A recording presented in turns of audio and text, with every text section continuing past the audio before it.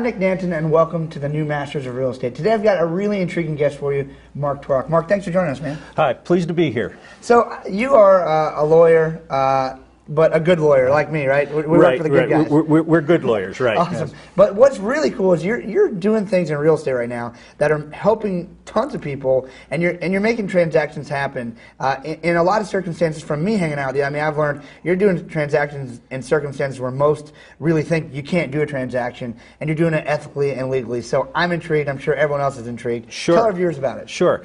Well, our passion is in educating people. We love to come up with workable, non-traditional solutions to address today's market.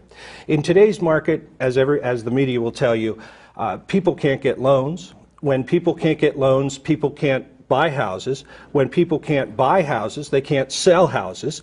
So it's a tumbling effect. We've done over 700 closings in our office, and only 3 have been with traditional loans. So traditional lenders like Bank of America or Chase or a mortgage company like that. Whoever's left, right? Whoever's left, yeah, whoever's left. So certainly the trend then is becoming kind of non-conforming or non-traditional deals are much more. They're much more traditional now, really, than traditional deals are. It is for us, and we like to say life's too short to deal with banks. And so we have come up with time-tested techniques. The techniques have been around for 40 years, but they're just coming to the forefront because of the difficulty with people getting loans. That's great. And so I know, obviously, there are probably people watching this who are now intrigued, but they go, you know, I never heard about this stuff before. Mark, why don't you tell me a strategy or two so people can understand that this stuff is legit strategies that they can use? Absolutely.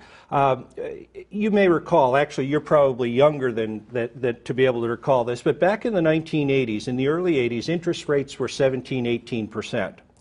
Congress passed what was called the Garn-St. Germain Act. In that act, they talked about subject to transactions. So what we normally will do is have a property sold with the financing remaining in place. Now, it's all above board. We tell the lender it's all legal. In fact, we've done extensive research.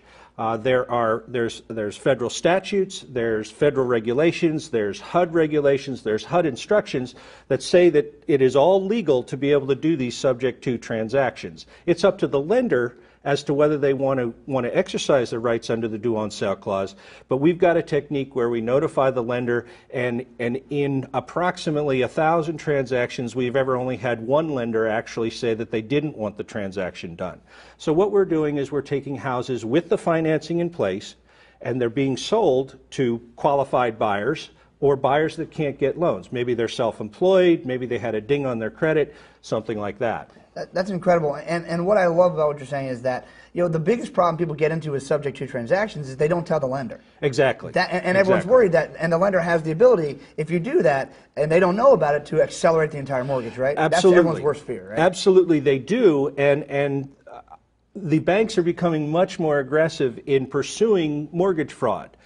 There is no such thing as a due on sale jail.